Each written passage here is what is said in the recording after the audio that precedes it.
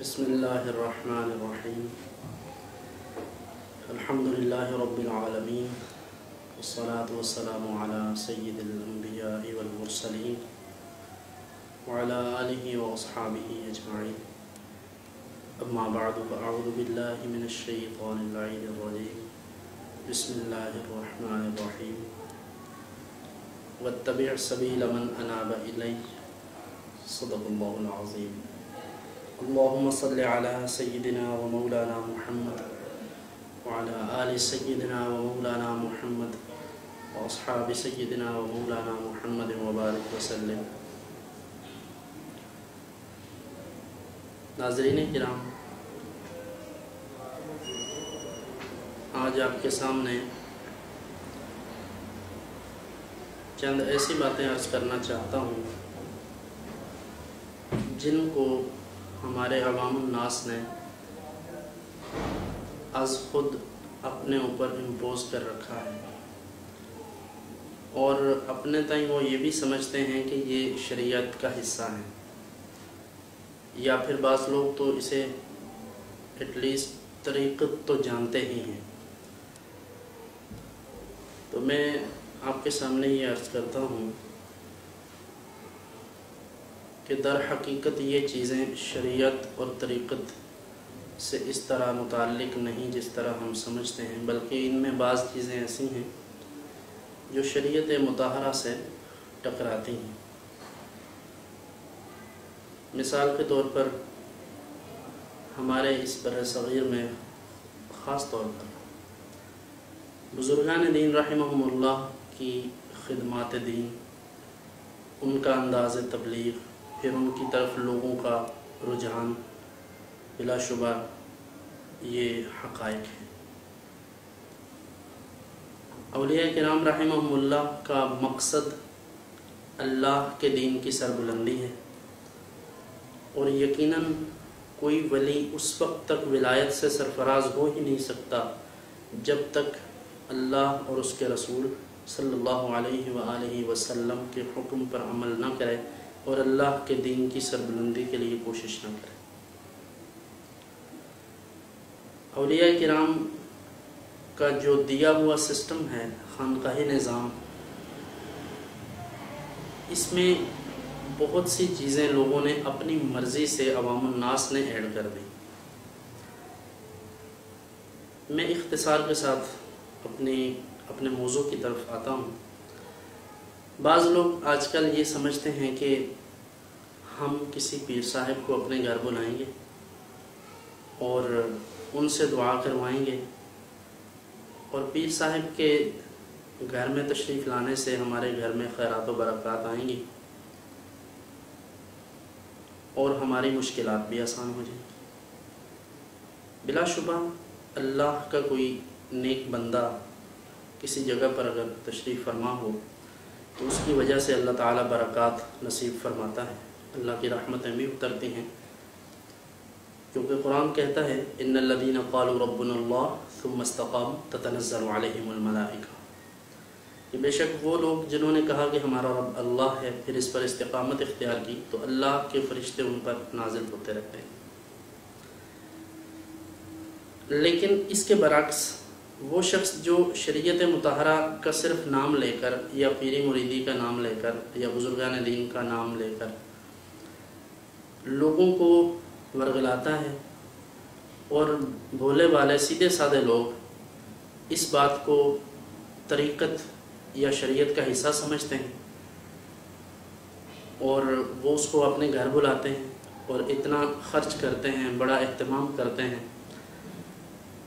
और ख़ास तौर पर मैं थोड़ा सा अगर इसको तक़सीम करके अर्ज़ करूं कि वो लोग जो खाते पीते लोग हैं, अगर वो किसी को बुलाएं, वो किसी की दावत करें खुशी से अल्लाह की रज़ा के लिए, तो ये तो अच्छी बात है। लेकिन अगर कोई गरीब आदमी इस नीयत से बुलाना चाहे किसी पीर साहिब को या किसी नेक बंदे को या नेकों की औलाद को या सादात किराम को, और वो बुलाकर ये समझे कि हज़रत पता नहीं क्या खाते हैं, या फिर आजकल जैसा होता है कि चलें किसी की तो मजबूरी भी हो सकती है, सबके लिए एक जैसी बात नहीं कहता मैं, کئی لوگوں کی مجبوریاں ہیں، صحت کا پرابلم ہے، کسی کو ڈاکٹر نے حکیم نے منع کیا، تو وہ ظاہر ہے لوگ جب بلاتے ہیں تو پھر لوگ تھوڑا بہت اہتمام بھی کر سکتے ہیں. لیکن وہ لوگ جو غریب ہیں، جن کے ہاں خود اپنے گھر میں کچھ کھانے کو میسر نہیں، اگر ان کے ہاں کوئی پیر صاحب تشریف لے جائیں اور ان سے یہ تقاضا کریں کہ آپ چھوٹا گوشت بنائیں،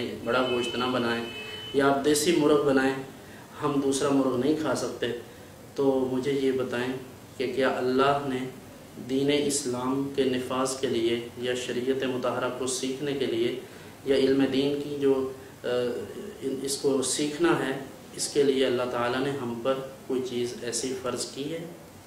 یقیناً نہیں، یہ لوگوں نے از خود بنائی ہوئی ہے. ایک غریب آدمی ہے جس کے گھر میں کھانے کو نہیں، جس کے گھر میں چولہا نہیں جلتا، جس کے اپنے بچے بھوک سے بلک رہے ہیں، جو اپنے بچوں کو سکول میں نہیں پڑھا سکتا، مدرسہ میں نہیں پڑھا سکتا، نہ اس کے پاس دین کی تعلیم کے لیے کچھ اہتمام ہے، نہ دنیاوی تعلیم کے لیے پیسے ہیں. وہ جاتا ہے پیر صاحب کے پاس، جا کے کہتا ہے حضرت دعا کریں. پیر صاحب کے مرید کہتے ہیں آپ ان کو نذرانہ دیں. تو آپ سوچیں کہ یہ دین کی خدمت ہے، یہ خدمت خلق ہے، یا لوگوں کا خون نچوڑنا ہے؟ شیخ کا کام تو لوگوں کی رہنمائی کرنا ہے، اور شیخ وہ ہے جو لوگوں کے لیے مربی ہو، تربیت کرنے والا ہو. اور جس کی خود تربیت نہیں ہوئی وہ لوگوں کو کیا سکھائے گا؟ سنبھلتا نہیں جن سے اپنا دوپٹہ، سنبھالیں گے کیا وہ کلیجہ کسی کا؟ جو اپنے آپ کو صحیح نہیں کر سکے وہ لوگوں کے لیے کیا کریں گے؟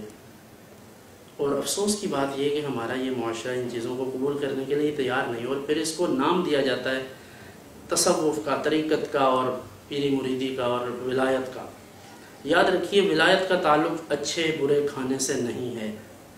ولایت ایک امر وہبی ہے، اللہ کا قرب ہے، اللہ تعالیٰ کا تقرب جس طرح بھی حاصل کیا جا سکے، یہ ان چیزوں سے بہت دور ہے.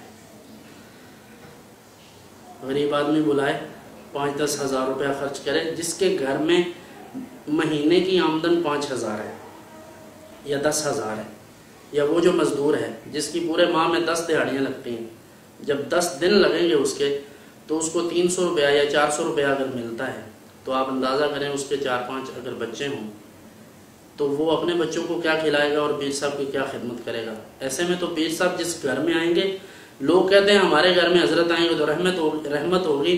میں کہتا ہوں پتہ نہیں، یہ تو اللہ بہتر جانتا ہے کہ کسی کے آنے سے رحمت ہوگی یا نہیں ہوگی. لیکن اتنا ضرور ہے کہ جس گھر میں آج کل کا اس طرح کا پیر جائے گا، کم از کم 6 ماہ قرض نہیں جائے گا، وہاں سے قرض کی زحمت ضرور آ جائے گی. تو یہ ایک بہت بڑا پرابلم ہے جس کو ہم نے خود بنایا ہے. میں آپ سے بڑی ذمہ داری کے ساتھ یہ عرض کرنا چاہتا ہوں، آپ دنیا کے کسی کونے میں بھی ہوں، آپ ایسے لوگوں کا بالکل بائیکاٹ کریں. ان کا تصوف سے، صوفیاء کرام کے مشن سے، ان کی تعلیمات سے کوئی تعلق نہیں. یہ صرف کاروبار ہے، یہ صرف کھانے کے ڈھنگ ہیں. اور لوگوں کو یہ کہا جاتا ہے باقاعدہ، غریب لوگوں کو جو کچھ ہے گھر میں دے دو. جس کے گھر میں خود کھانے کو نہیں وہ آپ کو کیا دے؟ اور پھر لوگ ایسے لوگوں کو سمجھتے ہیں کہ یہ ہمارے رہنما ہیں اور ہم ان کے غلام ہیں. اور حقیقتاً وہ لوگ غلام ہیں جنہیں وہ بلاتے ہیں، وہ غلام ہیں. اور بلانے والے جو ہیں وہ غریب لوگ، وہ محبت میں اللہ اور اس کے رسول کے نام پر یہ سب کرتے ہیں. تو میں یہی عرض کروں کہ کھانا، اچھا کھانا، اعلیٰ قسم کے انواع و اقسام کے کھانے اور اس طرح کی چیزیں، یہ جو تکلفات ہیں ان سے پیچھے ہٹ جائیں اور خالصتاً دین کی ترویج اور اشاعت کے لیے کام کریں. حضرت مجدد الفسانی علیہ الرحمہ آپ ارشاد فرماتے ہیں کہ اللہ کے نزدیک دین اسلام کی ترویج اور اشاعت سے بڑھ کر کوئی کام نہیں ہے، کیونکہ یہ انبیاء کرام علیہ السلام کا کام ہے. اس لیے آپ دین کے کام کے لیے کوشش کریں. دین اسلام کی تبلیغ، اس کی ترویج، اشاعت، شریعت مطہرہ کو رواج دینا، یہ کام ہے دراصل. اس کے علاوہ باقی ساری چیزیں فارمیلٹیز ہیں. حضرت کو بلائیں گے، کتنے میں آئیں گے، کتنے میں جائیں گے، ساتھ ان کے خلفاء یا مریدین یا ان کے ماننے والے یا ان کے محافظین یا جس طرح بھی، وہ کتنے ہیں، ان کے اخراجات کتنے ہیں، تو یہ غریب آدمی کا کام نہیں ہے۔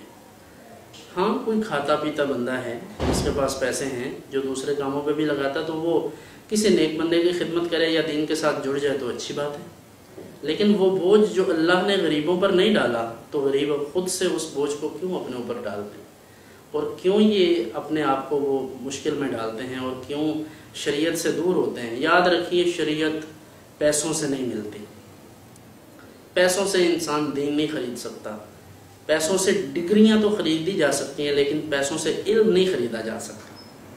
یہ تو ہو سکتا ہے کہ آپ جعلی ڈگری بنوا لیں، لیکن یہ نہیں ہو سکتا کہ آپ علم خرید لیں۔